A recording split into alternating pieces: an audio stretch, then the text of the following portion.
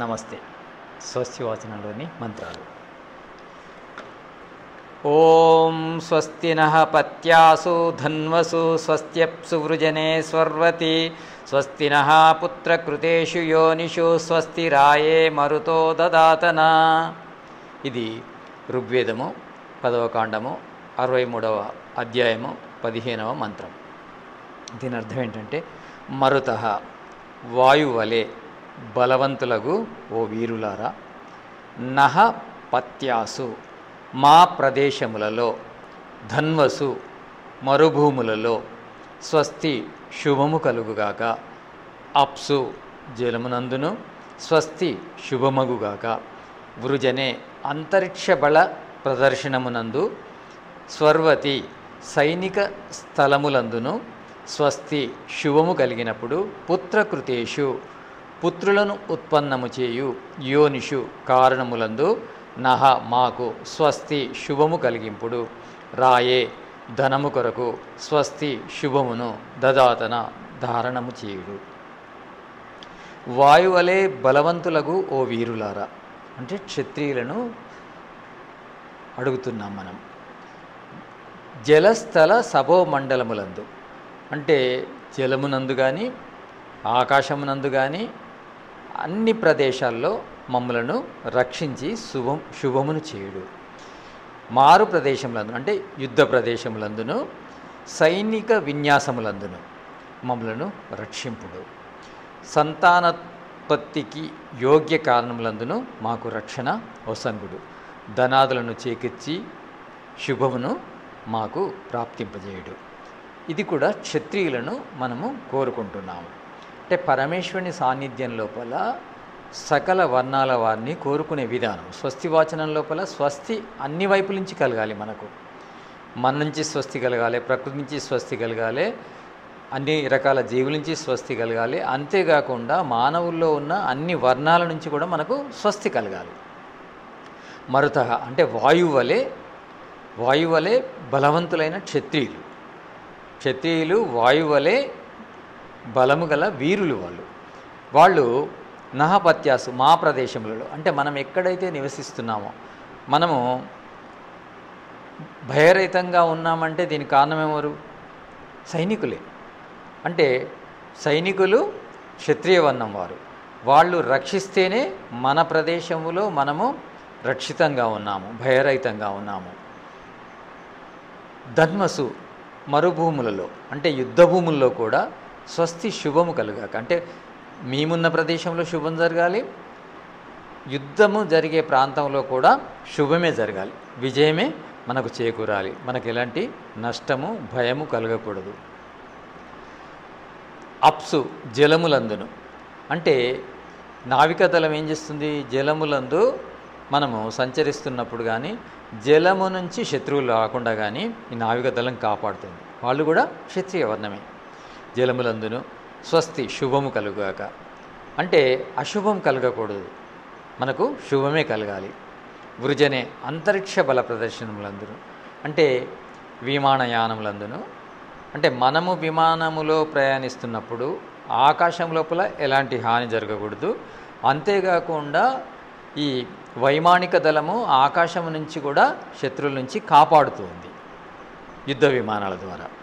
అంటే వాళ్ళకి రక్షణ కలగాలి, వాళ్ళ ద్వారా మనకు రక్షణ కలగాలి. స్వర్వతి అంటే సైనిక స్థలములందును స్వస్తి శుభము కలిగినప్పుడు అంటే బార్డర్స్ అంటే బార్డర్లో కూడా శుభమే కలగాలి. బార్డర్లో కూడా ఎలాంటి విపత్తులు ఉండకూడదు, ప్రమాదం ఉండకూడదు, భయం ఉండకూడదు. బార్డర్లో నివసించే వాళ్ళు కూడా హ్యాపీగా ఉండాలి, నిర్భయంగా జీవించగలగాలి. అప్పుడే మనము సుసంతానాన్ని ఉత్పత్తి చేయగలం. ఎలాంటి భయం లేనప్పుడే సంతానాన్ని ఉత్పత్తి చేయగలం. సంతానాన్ని ఉత్పత్తి చేయడానికి కావలసిన సుసంతానాన్ని ఉత్పత్తి చేయడానికి కావలసిన సౌకర్యాలు కలిగించమని మనము క్షత్రియులను భగవంతుని సమక్షంలో కోరుకుంటున్నాము. అంటే వాళ్లను కోరుకుంటున్నాము, పరమేశ్వరునితోని కూడా ప్రార్థిస్తున్నాము. క్షత్రియుల లోపల అలాంటి బలము కలగజేసి మాకు రక్షణ ఇమ్మని.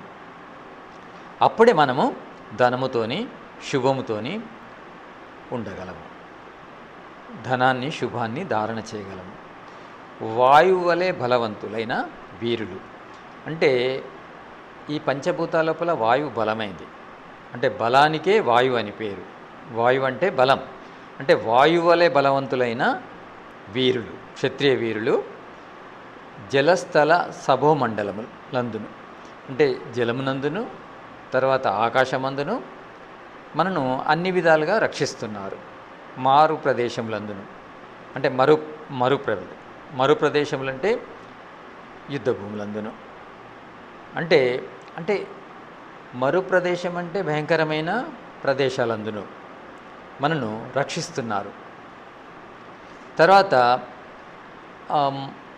అంటే మనం ఎక్కడున్నామో అక్కడ బార్డర్ లోపల, తర్వాత ఆకాశం లోపల, జలము లోపల, మరు ప్రదేశాల లోపల అంతటా కూడా వాళ్ళు రక్షిస్తున్నారు. కనుకనే మనము సైనిక విన్యాసములతో కూడా రక్షిస్తున్నారు. కనుక ఎప్పుడు కాపలాగాస్తూ, అంటే మన బౌండరీ లోపల, బార్డర్స్ లోపల వాళ్ళు రక్షిస్తున్నారు. కనుకనే మనం ఇక్కడ నిర్భయంగా ఉన్నాము, సంతానోత్పత్తి అది శుభకార్యములను చేయగలుగుతున్నాము. అలాంటి అంటే మాకు మా కర్మలు చేసుకునే విధంగా, నిర్భయంగా జీవించే విధంగా, మాకు ధనాదులు చేకూరే విధంగా, మేము శుభముతో ఉండే విధంగా మమ్మలను రక్షించుడని క్షత్రియులను ప్రార్థిస్తున్నాము. ఈశ్వరుని కూడా ప్రార్థిస్తున్నాము. ఆ క్షత్రియులకు అలాంటి అవకాశం ఇమ్మని, అలాంటి సామర్థ్యాన్ని ఇమ్మని. అంతేకాదు, మనం శత్రువులైనప్పుడు మనం కూడా ఈ పని చేస్తూ ఈ దేశాన్ని రక్షించాలనేది ఈ మంత్రం యొక్క అభిప్రాయం. ఇది స్వస్తివాచనం లోపల 21 మంత్రం. ఇక 22వ మంత్రం ఏం చెప్తుందంటే, ఓం స్వస్తిరిద్ది ప్రపతే శ్రేష్ఠ రేక్నా స్వచ్ఛభియావామమేతి సానో అమాసో అరణే నిపాతు స్వావేశ భవతు దేవగోపా. ఇది ఋగ్వేదము 10వ కాండము 63వ అధ్యాయము 16వ మంత్రం.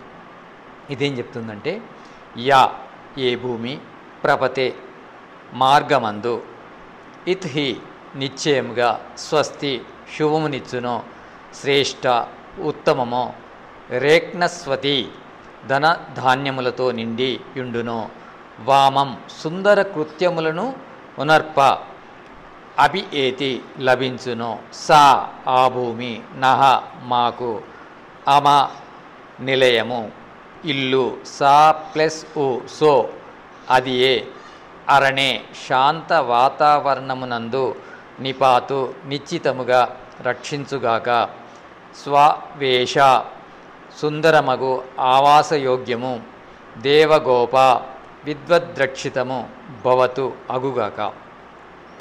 ఏ భూమి యందు సర్వశుభములు నిశ్చితముగా కలుగునో ఎట మార్గములు శుభదాయకములో ఏది ధనధాన్యములతో నిండియుండునో ఆ భూమి మాకు నివాస యోగ్యమగుగాక.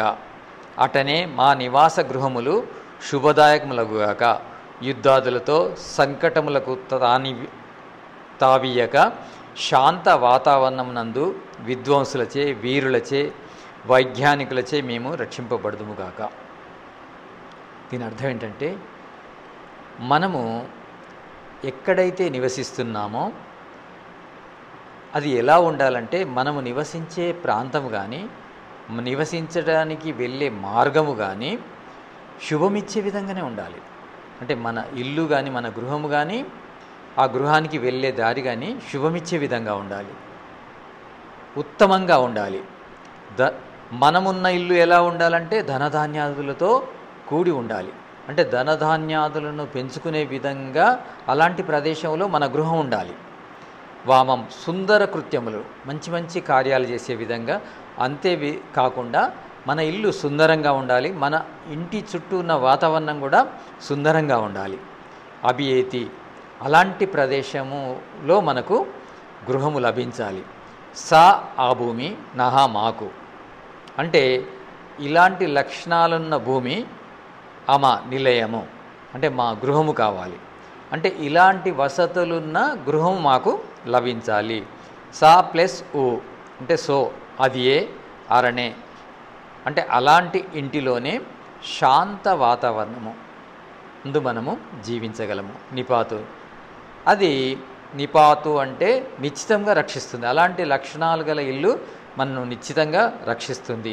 స్వావేశ అంటే సుందరమగు ఆవాసయోగ్యం.